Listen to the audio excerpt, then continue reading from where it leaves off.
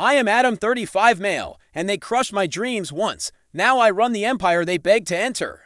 It sounds like something out of a movie, a tale of dramatic comeback. But every single word of it is true. The sting of their betrayal, the casual way they dismantled my vision, fueled a fire in me that never truly died. It transformed me from a hopeful dreamer into the CEO of an empire they now desperately need to enter. My journey began with a singular obsession, game development. From the moment I first laid hands on a controller, I was captivated not just by playing, but by the intricate worlds and challenging mechanics that lay beneath the surface. I taught myself coding, devoured every book on game design, and spent countless sleepless nights hunched over my computer, bringing my ideas to life. My dream project was called ChronoEcho, a genre-bending adventure game that mixed time travel, puzzles with deep, emotional storytelling. It wasn't just a game. It was a piece of my soul. I believed in it so fiercely that I reached out to Apex Gaming, a company that, at the time, was considered a titan in the industry.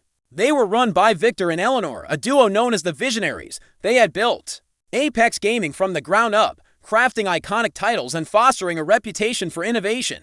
When they responded to my cold email, expressing interest in ChronoEcho, I was ecstatic. They promised mentorship, resources, and a platform to finally bring my dream to the world. My first few months at Apex Gaming were exhilarating.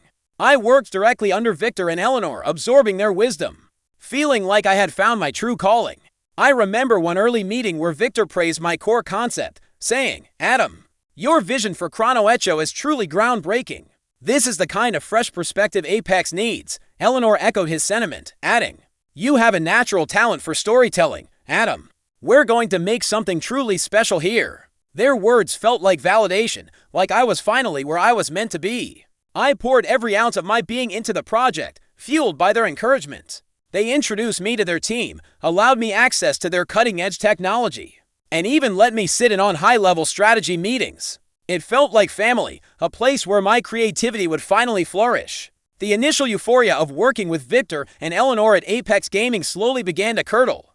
The shifts were subtle at first, almost imperceptible. Meetings about ChronoEcho, once vibrant and collaborative, started to feel more formal. Less about creative brainstorming and more about market viability. My direct access to Victor and Eleanor dwindled, replaced by interactions with their appointed project managers, who seemed to have a different interpretation of my vision. I remember a specific instance where I had designed a complex puzzle sequence crucial to ChronoEcho's time travel mechanic. It required players to manipulate events across different timelines to solve a single problem. I presented it with passion, explaining the intricate logic. Victor listened, nodded, and then, with a dismissive wave, said, "Interesting, Adam, but perhaps too intellectual for our demographic. We need something more straightforward. More pick-up-and-play. Single quotes will simplify it." Eleanor chimed in, "Yes, darling, simpler, broader appeal." My heart sank. Simpler often meant less innovative. Then came the restructuring of the development team. My original, hand-picked group of talented and like-minded developers was slowly dispersed to other projects, replaced by developers chosen by Apex management. These new team members, while skilled, seemed less invested in my original vision, more focused on meeting corporate milestones. I felt increasingly isolated, my voice becoming one among many, rather than the driving force it once was. The credit snatching began to in internal presentations. Victor and Eleanor would refer to ChronoEcho's core mechanics as Apex Gaming's innovative approach to time travel, subtly omitting any mention of my name or my initial concept. I'd point this out to my project manager, who would just shrug and say, "It's just corporate speak, Adam. They're promoting the company brand." But it stung. It felt like my intellectual property, my creative soul, was being slowly absorbed and rebranded as their own. My friend, Chloe, who was then a struggling indie developer like I once was, saw through it. "They're trying to make it theirs, Adam," she warned. "Don't let them erase you." But I was still caught in the current, hoping I could somehow steer my dream back on course. The unease grew, a cold certainty that my dream was slowly being suffocated by the very people who promised to bring it to life. The subtle shifts quickly morphed into outright hostility. The veil of mentorship was lifted, revealing a calculated betrayal. They weren't nurturing my dream. They were dissecting it, stripping it for parts they deemed profitable, and discarding the rest. The game, ChronoEcho, was no longer mine in spirit. It was a distorted echo of its original self, a shadow of my vision. The decisive blow came during a crucial project review meeting I had spent weeks preparing, trying to salvage the core elements of ChronoEcho to remind them of its unique potential. I presented new concepts, tweaked mechanics, anything to bring it back to life. Victor and Eleanor sat across from me, their faces impassive. After my presentation, Victor leaned forward, his voice cold and devoid of the warmth he once showed. "Adam," he began, "we've reviewed your latest contributions, and frankly, we've decided to move in a different direction for ChronoEcho." Eleanor then delivered the crushing news. "Your original ideas, while passionate, are simply too niche for the market. We need mass appeal. We've decided to take the time travel mechanic and integrate it into a more established genre, a multiplayer battle arena. It will be rebranded as Apex Time Warriors." My stomach dropped. A multiplayer battle arena, that was the antithesis of ChronoEcho's emotional, story-driven core. "But that's not ChronoEcho," I stammered, my voice barely a whisper. "That's not my vision. That's not what we discussed." Victor chuckled, a dry, humorless sound.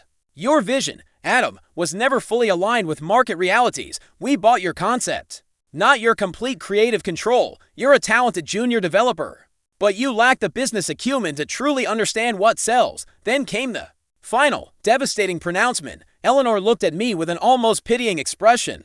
"Given this new direction and your clear disagreement, we feel it's best if you pursue other opportunities. We'll offer you a severance package, of course, but your services are no longer required for Apex Time Warriors." They were firing me from my own dream project. They were taking my concept, distorting it beyond recognition, and casting me aside like an inconvenient afterthought.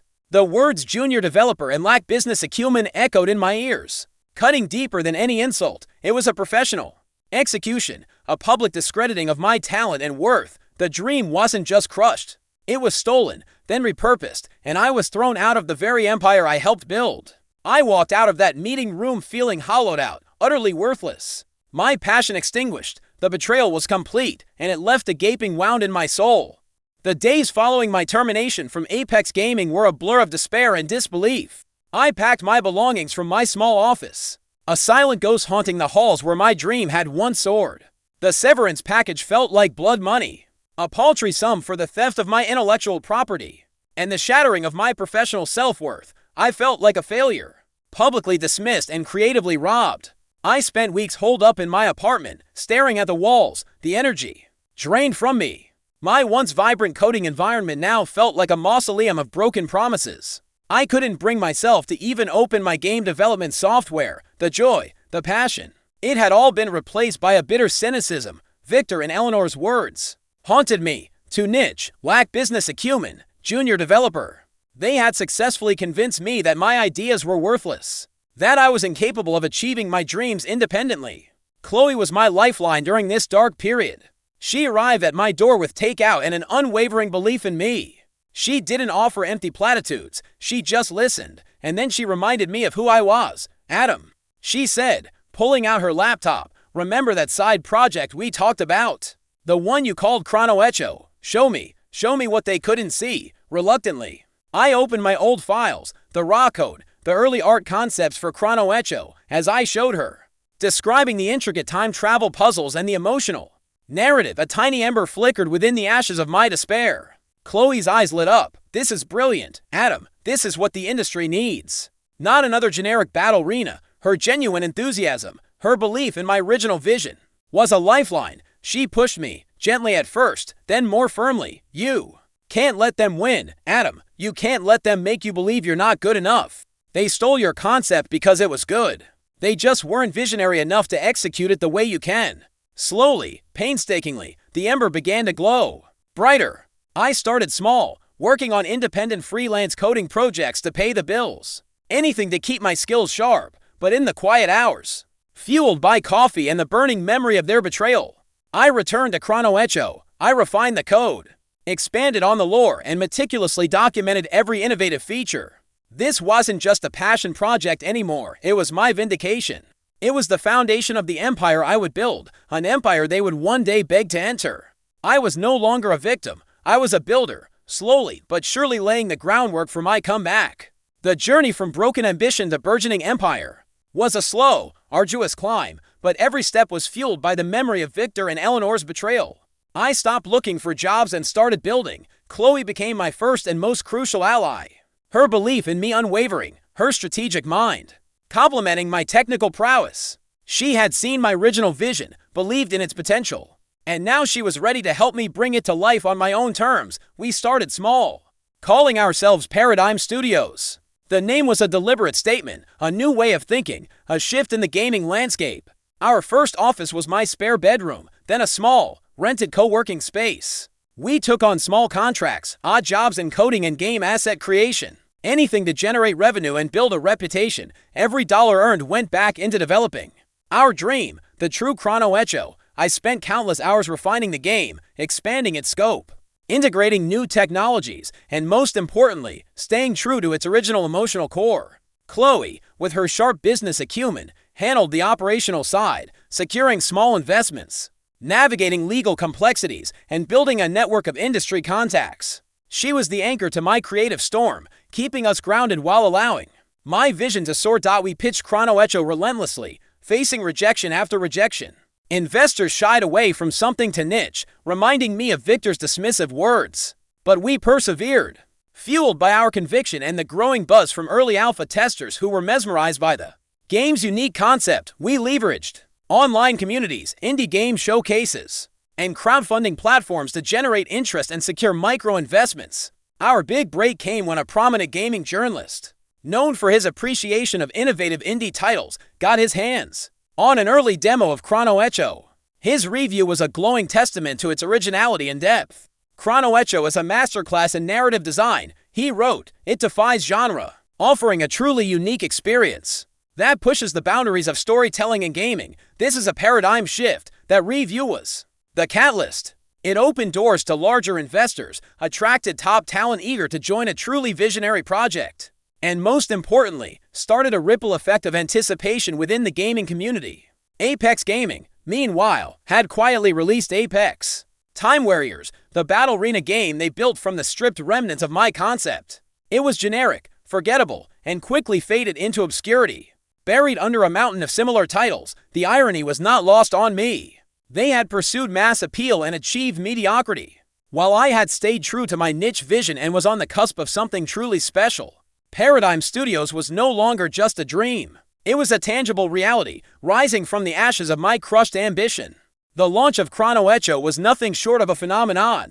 Critics raved about its innovative gameplay, profound narrative, and stunning visuals. Players embraced its unique challenges and emotional depth, forming passionate online communities dedicated to unraveling its secrets. Sales figures soared, shattering all expectations. ChronoEcho became a global sensation, winning numerous Game of the Year awards and establishing Paradigm Studios as a major player in the gaming industry. With the success of ChronoEcho, Paradigm Studios rapidly expanded. We invested in new talent, acquired smaller, innovative studios, and began developing a slate of new, equally ambitious titles. Our reputation for pushing creative boundaries and prioritizing player experience set us apart. We weren't just making games, we were crafting experiences, building worlds that resonated deeply with players. I, Adam, the junior developer once scoffed at, was now the CEO of a rapidly growing, critically acclaimed gaming conglomerate. Chloe, my steadfast ally, was our brilliant coup, managing our burgeoning operations with unparalleled efficiency. While Paradigm Studios ascended, Apex Gaming faced a gathering storm. Their subsequent titles after Apex Time Warriors were largely uninspired, relying on outdated formulas and failing to capture the imagination of a market hungry for innovation. Their once dominant market share eroded, their profits dwindled, and their once stellar reputation began to tarnish. News trickled down through industry channels, budget cuts, layoffs, and increasingly desperate attempts to revive flagging sales. Victor and Eleanor, the visionaries, were now seen as out of touch, clinging to past glories while the industry moved on. I heard whispers through my network. Former colleagues from Apex who had been laid off, journalists who covered their financial woes. Their flagship franchises were losing relevance, and their internal morale was plummeting. The company that had once seemed invincible was teetering on the brink. I didn't revel in their misfortune. My focus was on building Paradigm, but a quiet satisfaction settled over me. They had underestimated me, dismissed my vision, and clung to their rigid ideas, and now they were paying the price. The empire they once ruled was crumbling. while the one I had built from the ashes of their betrayal was thriving, shining brighter than anything they could have imagined. The stage was set for the inevitable, a confrontation where the tables would be irrevocably turned. The call came on a brisk Tuesday morning. My assistant buzzed through. "Mr. Davies from Apex Gaming is on the line, sir. He says it's urgent." My heart gave a strange lurch. Mr. Davies was the longtime head of Apex Gaming's legal department, a man I had barely interacted with during my time there, always serving at Victor and Eleanor's behest. I took the call. His voice was strained, almost pleading. "Mr. Thorne," he began, "I'm calling on behalf of Victor and Eleanor. Apex Gaming is facing significant challenges. We're on the verge of bankruptcy. We need a lifeline." He paused, and then the unthinkable request came. Victor and Eleanor would like to explore a partnership, or potentially even a complete acquisition by Paradigm Studios. They believe your vision aligns with what Apex needs to survive. They're asking for a meeting as soon as possible to discuss the terms. A quiet, profound sense of vindication settled over me.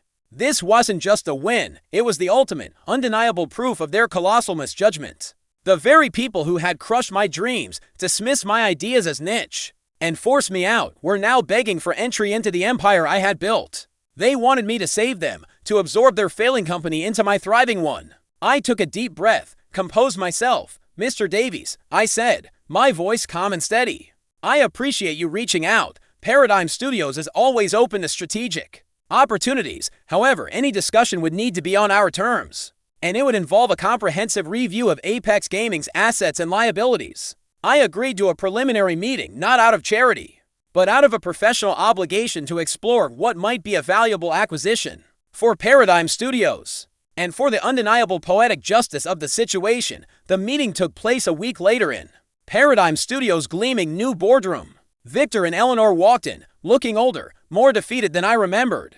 Their usual arrogance was replaced by a visible desperation. They sat across the table from me, the junior developer they had once scorned, now the CEO of the company. They needed to survive. Victor began with a rehearsed plea, speaking of shared industry passion and mutual benefit. Eleanor nodded along, her usual sharp gaze now clouded with worry. I let them speak. Listen to their carefully worded proposals, the undertones of desperation barely concealed. When they finished, I leaned forward, my hands clasped on the polished table. "Victor, Eleanor," I said, my voice clear and authoritative. "I remember a time when my vision was considered too niche, when my business acumen was questioned, when my dream project was stripped for parts and I was shown the door." I saw their faces flinch, a flicker of discomfort in their eyes. Paradigm Studios was built on the belief in innovation, in respecting creative vision, and in perseverance. It was built because your company, Apex Gaming, chose not to believe in those principles when it mattered most.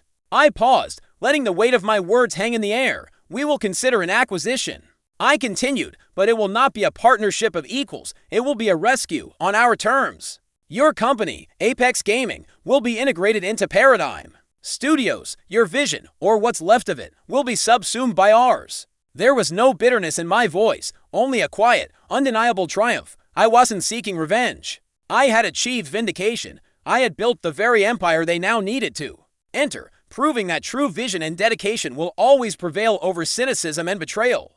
My dream, once crushed, now stood tall, a monument to resilience, and I, Adam, was its undisputed architect. After listening to today's story, perhaps it has raised some new questions in your mind. Every day on Reddit, new experiences and moments create fresh stories. We are all human. If you enjoyed this story, feel free to share it. Thank you for your time, and don't forget to keep an eye out for more stories coming soon.